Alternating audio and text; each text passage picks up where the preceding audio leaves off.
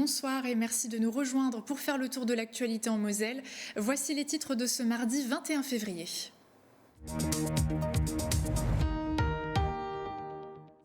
Notre édition commence à Cirques-les-Bains où la brasserie Papillon a reçu la visite du président du département. Découvrez cette entreprise labellisée MOSL dans quelques instants. Nous tournerons également les pages du Face Boubeux, revue satirique publiée pendant le carnaval. Et comme le veut la tradition, les élus de Moselle-Est en prennent pour leur grade. De leur côté, les laboratoires Lening basés à Sainte-Barbe investissent largement autour de l'énergie électrique verte avec l'installation de panneaux photovoltaïques, entre autres. D'ailleurs, ces panneaux ont dû faire le plein de soleil aujourd'hui, mais la journée de demain, en revanche, sera marquée par le retour des nuages et celui de la pluie. Température attendue entre 1 et 12 degrés. Nous voilà 2 semaines après les premiers tremblements de terre en Syrie et en Turquie qui ont fait 45 000 morts. Parmi les sauveteurs sur place, des secouristes mosellans. Jackie Clairener, bonsoir. Bonsoir. Vous faites partie de Secouristes sans frontières. Vous étiez sur place et vous êtes revenu en Moselle il y a quelques jours. Vous allez témoigner sur notre plateau dans quelques minutes, le temps de développer le reste de l'actualité.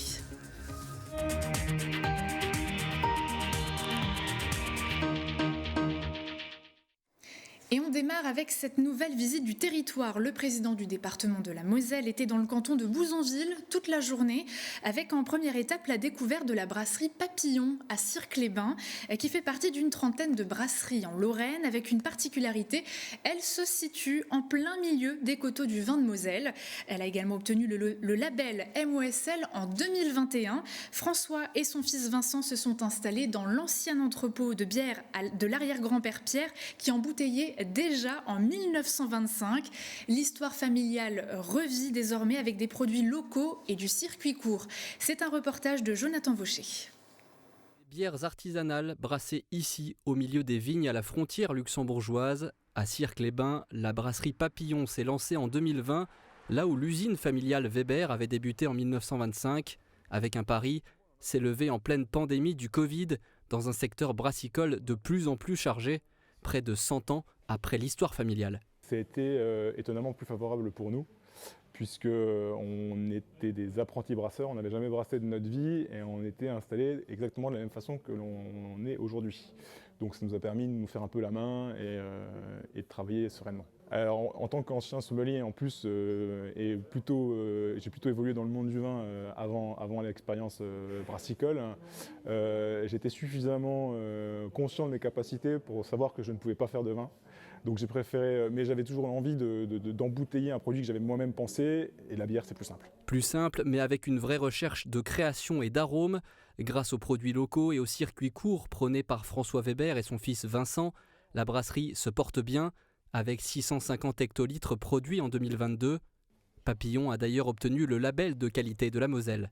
Et surtout, ça met en perspective des jeunes qui sont engagés dans une entreprise, qui sont engagés dans une production, qui sont engagés dans une dynamique qui doit profiter à la valorisation du label qualité Moselle qu'ils ont obtenu et qu'ils portent avec fierté. Vous regardez sur toutes les bouteilles, sur tous les cartons, c'est autant de label qualité Moselle qui est reproduite. Et pour nous, c'est important parce que ça valorise le savoir-faire et ça donne du dynamisme à l'attractivité du territoire. On a quelques bières bio, mais on va favoriser l'approvisionnement local. Mais le raisin n'est quand même pas bien loin. En plus de la bière à la bergamote ou de celle au miel, grâce à un apiculteur lorrain, c'est le raisin de Contes qui a été utilisé pour une cuvée. Et dès ce printemps, ce sera la limonade qui sera embouteillée chez Papillon, comme à l'époque. Non loin de là, à Saint-François-la-Croix, les habitants attendaient avec impatience le nouveau giratoire à l'entrée de la commune. Il a été inauguré ce matin. Entre les départementales 60 et 63, le tronçon a été particulièrement accidentogène ces dernières années et les élus ont donc accéléré le projet. Le maire de la commune espère désormais une amélioration de la sécurité. Coût total du projet, 510 000 €, financé en totalité par le département de la Moselle. Rien n'est jamais acquis en matière des droits des femmes à disposer de leur corps. Une proposition de loi vise à inscrire dans la Constitution française le droit à l'interruption volontaire de grossesse. Le texte a été voté par les députés en novembre dernier et modifié par les sénateurs début février. Il devra donc retourner à l'Assemblée nationale et au Sénat pour une deuxième lecture avant d'être soumis à un référendum. L'inscription de cette liberté dans la Constitution interdirait aux législateurs de supprimer l'IVG ou encore d'y porter atteinte. Mais qu'en pensent les principales intéressées ? Réaction. Alors je pense qu'il faut laisser un libre choix aux femmes à ce niveau-là. Déjà, il s'agit de leur corps, il s'agit de leur choix. Parfois, effectivement, des accidents, ça arrive tous les jours. Il faut parfois avoir le choix de se dire si on est capable de le faire ou non, si on pense pouvoir assumer derrière une charge. Je suis pour. Pourquoi ? Parce que je trouve qu'il y a des femmes qui tombent enceintes et contre leur gré, leur issue de viol, tout ça. Et je comprends qu'on puisse ne pas vouloir garder l'enfant. Je suis plutôt contre, parce que pour moi c'est tuer son bébé. Et je trouve que le sujet est trop grave, où il faut vraiment des raisons graves pour le faire. Moi personnellement je suis pour, je trouve que c'est totalement légitime en fait parce qu'après tout ça reste un choix et je veux dire les femmes sont maîtres de leur corps donc ça reste, je veux dire c'est quelque chose de... Ouais en fait c'est un droit, c'est mon corps, mon choix. Je pense que c'est une affaire personnelle, c'est à chacun de décider lui-même ce qu'il doit faire de sa vie. Et je pense aussi qu'il y a des cas où vaut mieux une IVG qu'autre chose. En fait, je ne suis pas d'accord pour faire un avortement parce que je comprends que quelquefois, la femme ne sont pas préparées pour une grossesse. Et moi aussi, j'ai un petit bébé dans mon ventre et je suis trop contente. Et je ne pense pas pour faire un avortement, ça sera la dernière chose dans ma vie que je peux faire. Que je pense que quelque part, être mère, il faut être prête pour être mère. Et donc, dans ce cas-là, si on n'est pas prête, c'est tout à fait normal, pour moi en tout cas, de recourir à cela. L'hebdomadaire Le Point a sorti début février un classement des villes où l'on respire le mieux. Pour établir un palmarès national de la qualité de l'air, les critères retenus étaient la concentration moyenne annuelle dans l'air de PM2.5 ainsi que la diminution de ce polluant entre 2019 et 2021. Metz arrive en 12e position et première de la région Grand Est. Colmar est 25e alors que Nancy pointe à la 49e place sur 50. La période de carnaval suit son cours et comme le veut la tradition, le nouveau numéro de Fasbobe est sorti. Alors pour les néophytes, il s'agit d'une revue satirique en Moselle-Est qui prend un malin plaisir à titiller les élus locaux. Que trouve-t-on au sommaire cette année ? Réponse dans ce reportage. Ils font la une des journaux depuis de nombreux mois et ont aussi hérité de la une du Fasbobe, les travaux du centre-ville de Sarreguemines. Les amis du Fasbobe, dont le responsable de publication est Jean Schwing, leur ont consacré plusieurs pages. Sarreguemines a été rebaptisé pour l'occasion Verdun-Mine, en référence aux tranchées pour la mise en place du réseau de chaleur. Temps fort de la vie politique en 2022, les élections législatives, la revue satirique ne pouvait évidemment pas passer à côté. Si des textes grinçants sont dédiés à Nicole Triss, les auteurs sont plus tendres avec le nouveau député Vincent Séclinger, mais ils préviennent, gare, le Fasbobe veille. Côté Pays de Bitche, les ordures ménagères, les nouvelles consignes de tri ou encore le conflit avec le SDEA, le syndicat des eaux, sont des articles qui ont été épluchés dans la presse locale par les membres de l'association. Et tous les politiques du territoire sont épinglés, des maires aux conseillers régionaux et départementaux. Rendez-vous chez les marchands de journaux ou dans les cafés chez Alex ou au Café de Paris à Sarreguemines pour vous procurer cette nouvelle édition, toujours aussi grinçante. On quitte le monde des blagues pour une actualité bien réelle. Le centre commercial Muse au quartier de l'amphithéâtre de Metz vient d'obtenir la certification Breami News, mention double excellence pour ses performances relatives au bâtiment, à ses équipements ainsi que pour son management et sa gestion des lieux. Cette distinction est un haut standard, celui le plus répandu dans le monde pour évaluer la qualité d'un bâtiment d'un point de vue environnemental. Il est utilisé dans plus de 80 pays et a permis de certifier plus de 500 000 bâtiments. Pour rappel, le Centre Muse avait déjà été récompensé en 2017 par le trophée du Conseil national des centres commerciaux pour la meilleure création de centre commercial. De son côté, le parc Walligator lance le recrutement de ses saisonniers pour la saison 2023. De nombreux postes sont à pourvoir dans la restauration, au cœur des attractions, pour l'entretien du parc ou encore à la boutique et à l'accueil. Aucun diplôme n'est requis, des sessions de formation seront proposées avant la prise de fonction. Les candidats peuvent postuler en ligne sur le site internet depuis le 6 février et jusqu'au 3 mars inclus. Pour cela, il faut se présenter dans une petite vidéo de quelques secondes et expliquer pourquoi vous souhaitez rejoindre l'équipe du parc. CV et lettres de motivation sont également demandés. Et puis certaines entreprises ont choisi de faire de la transition énergétique un enjeu majeur. C'est le cas des laboratoires Lening.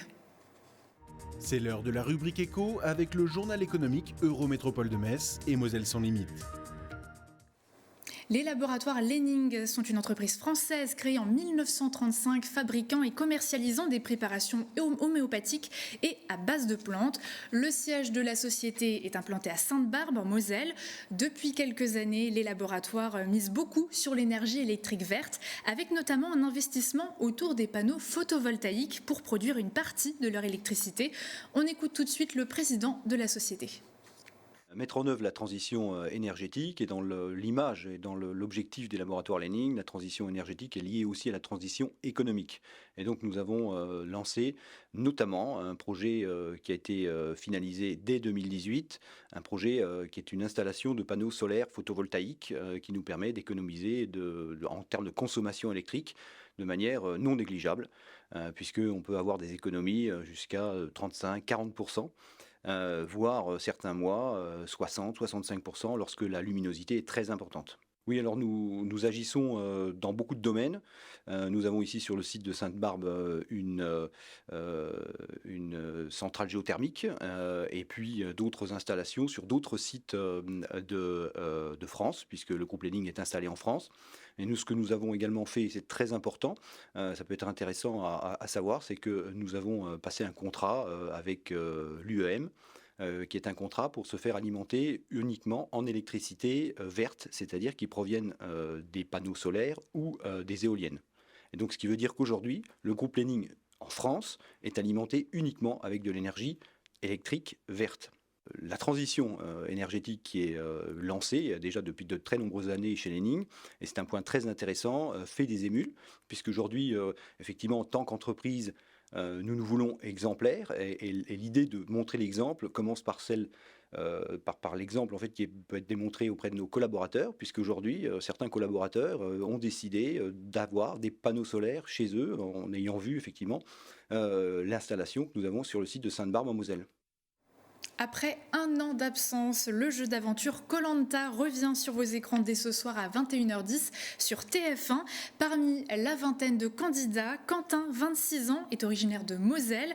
Il a déjà vécu son lot d'épreuves difficiles. Avant de suivre son parcours pendant l'émission, je vous propose ce portrait de quelques secondes filmé justement par TF1. Regardez.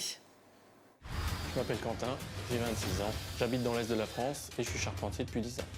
J'ai toujours été en avance sur les autres. À 16 ans, j'ai commencé à travailler. J'ai pris mon appartement à 17 ans. J'ai acheté quand j'avais presque 19 ans. Et j'ai été papa à 23 ans. On va voir les chevaux. À 19 ans, j'ai eu un accident de moto. J'ai été placé dans le coma pendant 2 semaines. En 2020, j'ai été victime d'une agression. Pendant que je déposais ma fille chez la nourrice, un fou m'a planté un cutter dans le bas-ventre. Je suis un survivant. Avec Koh-Lanta, je veux rendre fier Sacha, lui prouver qu'on peut se relever de tout et qu'on peut faire de belles choses dans la vie. Et on espère bien évidemment qu'il fera briller la Moselle.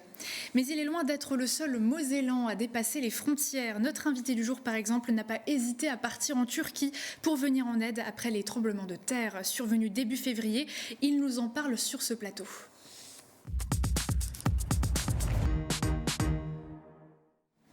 Jackie Clairener, bonsoir. Bonsoir. Vous êtes sauveteur, déblaiement et logisticien pour Secouristes sans frontières. Avec d'autres bénévoles mosellans, vous êtes parti en Turquie il y a quelques jours pour aider sur place les secours, trouver de potentiels survivants, aider au déblaiement, ce genre de choses. Est-ce que vous sentiez que c'était votre rôle de partir là-bas ? Alors, au niveau de Secouristes sans frontières, dès qu'il se passe quelque chose dans le monde, on se sent obligé d'y aller. Donc c'est notre priorité, que ce soit un ouragan, que ce soit un séisme, que ce soit un tsunami. On est équipé, on est formé, c'est notre mission. Qu'est-ce qui vous a marqué le plus dès votre arrivée ? Ça a été une arrivée avec... C'est l'organisation. Le peuple turc s'attendait à ce séisme-là depuis 1999 et l'organisation était vraiment très très bien faite. C'était la FAD, c'est un peu ce qui ressemble à la sécurité civile chez nous en France. Et ils ont mis dès le départ la télécommunication et avec un téléphone portable on peut tout faire. Une fois sur place, on imagine que vous avez été rapidement mis dans le bain. On a déjà pu apercevoir quelques photos qui ont été prises sur place avec beaucoup de débris, beaucoup de dégâts. J'imagine que vous n'avez pas forcément eu le temps de réfléchir. Vous avez tout de suite été mis dans le bain. On a été tout de suite pris à contribution. On nous a mis à disposition des traducteurs. On nous a demandé ce qu'on voulait exactement comme matériel, à savoir qu'on avait déjà, nous, du matériel de recherche. Et on est parti directement sur les endroits où on nous a demandé d'intervenir. Alors, vous parlez de matériel de recherche. Sur certaines images qu'on va pouvoir voir, vous utilisez des outils thermiques. C'était essentiel Alors, nous, on a ce qu'on appelle une caméra. Et avec possibilité de regarder dans chaque coin. Donc au lieu de faire un gros trou pour aller voir, on fait un petit trou et puis on regarde. Après, on a des vibraphones. Ça nous permet d'écouter sous les dalles s'il y a quelque chose, quelqu'un qui pourrait appeler à l'aide, quelqu'un qui pourrait gratter. Et il y a toute une technique de recherche, de triangulation à faire pour pouvoir récupérer cette personne-là. Et on a été un petit peu plus ou moins formé sur le site, sur du matériel de dernière génération. Et justement, Secouristes sans frontières a l'intention de s'en acheter une. C'est du matériel un petit peu thermique, où on peut déceler d'éventuels survivants sous les dalles. Alors justement, est-ce que vous en avez trouvé des survivants ? Alors, oui, mais malheureusement trop tardivement. On a pu, durant ces recherches, nous donner quelques informations sur des survivants à certains endroits. Mais le fait de trouver une personne vivante met un certain temps. Et le temps, c'est ce qui nous manquait. On ne peut pas faire n'importe quoi par peur, en plus d'aggraver la situation, c'est ça ? Alors, aggraver la situation, mais aussi se mettre en danger. On n'est pas parti là-bas pour se mettre en danger. Là-bas, c'est les répliques. On en a eu encore une dernièrement. Sur le site, on en a quand même essuyé 4. Vous avez vécu des répliques de séisme. Oui. Mais bon, c'est beaucoup plus petites. La plus forte était à 4,4, il me semble. Mais ça devait quand même être terrifiant ça bouge, ça bouge un petit peu. Mais je veux dire, mes collègues sont sortis directement du bâtiment. Le peur que ça s'effondre malheureusement sur eux et sur les victimes, c'est un stress continuel, quoi. On imagine. Donc, on a parlé malheureusement des non-survivants. Est-ce que vous avez un souvenir peut-être de tout ça ? Qu'est-ce qui vous reste en mémoire maintenant que vous êtes revenu en Moselle ? Alors, malheureusement, des mauvais souvenirs parce que on est en face de la mort. Et ce qui m'a rassuré, c'est que les personnes qu'on a retrouvées malheureusement décédées ont retrouvé la famille qui les attendait. Donc ça c'est un plus. Quand on sait que la personne est dans les gravats mais on ne sait pas où, on est intervenu sur des immeubles qui sont effondrés entre 7 et 40 secondes. C'est très rapide, ils sont encore dans leur lit à ce moment-là. Vous aviez déjà été déployé sur ce type d'opération-là ? Alors c'était la première fois pour mon cas. J'ai été plutôt dans tout ce qui était ouragan, aux Philippines, à Saint-Martin. On s'attend, quand on part comme ça sur un séisme, on s'attend à voir quelques images qui ne sont pas trop belles à voir, mais on le sait. Donc dès votre arrivée sur place, vous avez dû vous adapter, j'imagine. Vous parliez de l'accueil. Il y a des relations qui se sont créées aussi ? De très fortes relations. Je remercie certains réseaux parce que à aujourd'hui j'ai encore eu des messages turcs et qui sont traduits automatiquement dans la langue maternelle et c'est vraiment du réconfort. Le peuple turc nous remercie pour tout ce qu'on a fait. Pourtant on a travaillé que 6 jours, mais pour eux c'est quand même quelque chose de fantastique et pour nous aussi. Et on les remercie parce qu'ils nous ont aidés aussi en nous montrant qu'ils peuvent se relever. Vous retirez quand même quelque chose de positif de tout ça, malheureusement, même si vos objectifs n'étaient pas forcément atteints sur place? Tout à fait, tout à fait. À titre personnel, ça fait combien de temps que vous êtes engagé au sein de Secouristes sans frontières? 15 ans. 15 ans. Mais bon, il y a d'autres personnes qui sont là depuis plus de 20 ans. Et je leur tire mon chapeau parce que bon, ils ont vu le Népal aussi, hein, pareil. Ils ont vu Haïti. Ils ont vu le tsunami en Thaïlande. C'est aussi des images qui marquent. Alors les secouristes sans frontières sont partout en France, hein, pas que par chez nous. Continuent aussi d'être engagés sur le territoire turc notamment. On peut devenir facilement bénévole et intégrer Secouristes sans frontières? Alors, il ne faut pas être claustro. Il ne faut pas avoir peur du vide, parce que les secouristes sont appelés à travailler soit en hauteur, avec une tronçonneuse, avec un marteau-piqueur. On a tout corps de métier chez nous. Donc oui, c'est un engagement physique, psychologique, et puis c'est une grande famille. C'est un défi personnel aussi c'est un défi personnel. On doit laisser la famille, on doit laisser, les enfants. Ils savent qu'on est dans un endroit qui risque. C'est dur aussi. Merci beaucoup d'avoir partagé notre plateau et votre expérience. Je rappelle qu'on peut faire des dons directement sur le site internet. Nos téléspectateurs ont pu voir un QR code notamment pour pouvoir aider plus facilement, parce que j'imagine que le nerf de la guerre, c'est également l'argent. Oui, tout à fait. Merci à vous. Merci à vous. Et avant de terminer cette édition, retour à Bouzonville, plus précisément aux abords de la gare. En marge de sa visite de canton, Patrick Veyton a tenu à réaffirmer sa volonté de désengorger les routes mosellanes. La 31 bis est bien évidemment sur toutes les lèvres en ce moment, mais il entend remettre les trains sur les rails de la Moselle-Est et milite donc pour la réouverture de la gare de Bouzonville notamment. Il rencontre d'ailleurs tous les maires du canton ce mardi soir dans ce sens. Merci beaucoup de nous être fidèles et de nous avoir suivis encore une fois ce soir pour ne rien rater de l'actualité en Moselle. Je vous le répète, rendez-vous sur nos réseaux sociaux et notre site internet. Pour la suite de votre programme, Mathieu Anquinet vous attend pour parler sport en tout genre dès 18h30 et puis 100% jeunesse pour une rediffusion juste après. Très belle soirée sur Moselle TV et à demain.